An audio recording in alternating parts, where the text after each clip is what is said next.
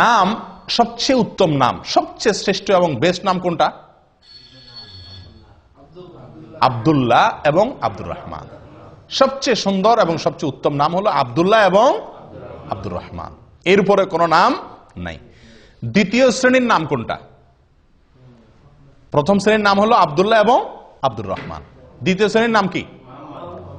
দ্বিতীয় শ্রেণীর নাম হলো আল্লাহর যে 99টি নাম আছে, আল্লাহর 99 নামের শুরুতে আব্দুন যোগ করলে যে নামগুলো হবে। কি যোগ করলে?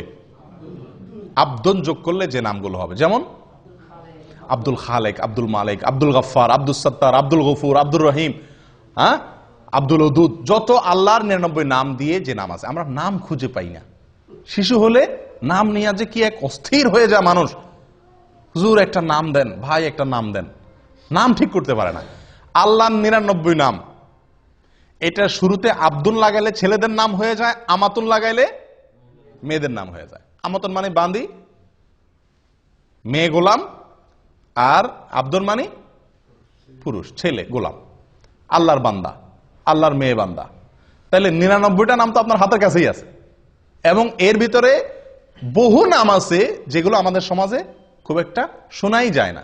আমরা নাম রাখার ক্ষেত্রে বেশ কিছু জটিলতা আমাদের দেখা দেয়। এর ভিতরে একটা হলো আনকমন নাম খুঁজি। আব্দুল্লাহ নাম রাখতে বলে যে আব্দুল্লাহ, আব্দুল্লাহ এ তো আমার ভাইয়ের খালাতো শালির জেডাতো ভাইয়ের ছেলের নাম, কোনো মানে আছে?